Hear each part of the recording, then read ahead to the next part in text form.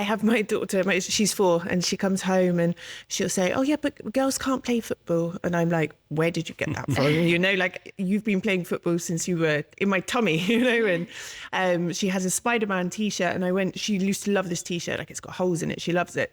I went to put it on, and she was like, no, because Spider-Man's for boys. And I'm like, it's not, trying to unlearn some of these things she's picked up in the playground or whatever. It's a challenge. There was another topic I wanted to talk about as well that's been in the media quite a lot recently.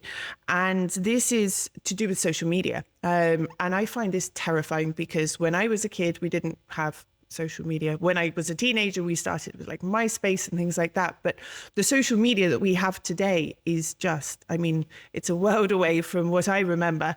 And we've seen in Albania recently, there have been 2 incidents since the beginning of the year, 2 probable suicides. We don't know the full extent of what went on. That was due to women being bullied on social media, particularly TikTok. And this is not just a phenomenon in Albania, it's happening in other countries as well. But it does seem to, I've seen some of the statistics from the cybercrime department at the police, which show that it's mainly women and young girls that are suffering from this phenomenon. And I wanted to ask what your view on this is. And social media is so out of our control in a way. How can we protect women and girls from this? Okay, look, first of all, I need to caveat that I'm perhaps personally speaking, I'm not the best person to speak about social media because of age reasons. Guys, I am mostly not on social media. I am in a few platforms only for job related. Yes. Otherwise, I would happily not be on social media. And so I think that's a whole other conversation. Yeah. I also was born with no social media. And I am, when this all online internet revolutions came about and we were told that this is going to expand our freedoms and it's going to strengthen democracies and it's going to make our life happier. I'm not entirely sure that, this really held true, but that's a separate conversation. In terms of the, I think 2 things we have observed on when it comes to social media as an instrument. One, on the positive note, last year we supported a youth-led study on the linkages in Albania and in the surrounding countries from the Western Balkans. It was sort of on the issue of trying to articulate the linkages between social cohesion and gender equality. One of the things that this big group of youngsters agreed upon is that social media has a huge potential for youth participation, to actually expand your participation, to help, especially in this sub-regional context, to sort of, strengthen opportunities for networking, strengthening, cohesions across cultures, et cetera, et cetera.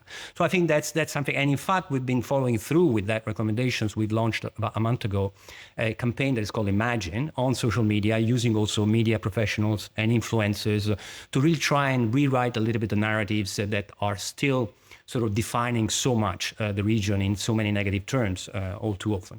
So that's, I think, the good news. The bad news is that it's another study we've done on the largest set of countries in Europe on the specific issue of digital violence against women. And we have seen, unfortunately, we have had the confirmation that the cyberspace is just another space where if you have a society that is characterized by violence and abuse against women, cyberspace will inevitably sort of reproduce those patterns. So the numbers are pretty scary. In fact, Albania seems to be one of those with the lowest levels of incidence, but we still are talking about almost 1 in 2 female users of social media having experienced abuse. Social violence digital violence being defined as anything that happens online, whether it's a breach of your account, circulating documents or information without your consent, and you name it, that is done for the purpose of harming the individual. So the issues is extremely serious and should be prioritized. And you, online, as a younger woman, what's your experience? Are you one of these 1 in 2? Have you had issues like this with your work? Or? No, fortunately, I never had any problems with that. My personal profile is different and my work profile are 2 different things. So my personal is private. I only have people I know personally.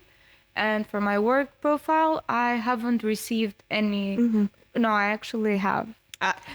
I remember now from other women, Albanian women, just random comments which weren't mean, but they were just weird and just uncalled for, you know? necessary. So I didn't take them very seriously. I was like, okay, she's having a bad day. She didn't know where to get her frustration out, and she came to my page. So I really don't mind, but they have sent it on direct messages and not left a comment.